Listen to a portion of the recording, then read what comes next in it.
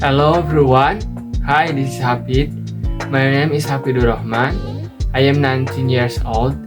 I have one older brother and one younger brother. My mother is a housewife and my father is trader. My siblings are so independent to do their daily activities.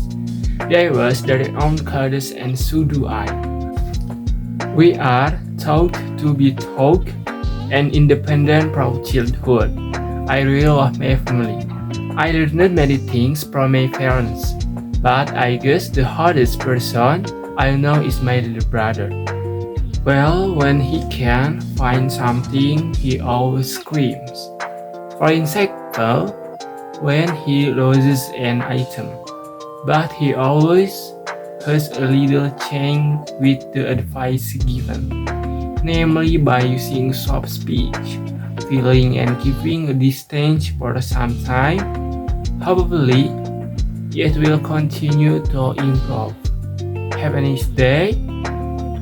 That's all I can say. Sorry if there are shortcomings and mistakes. Thank you. I know gold is not enough.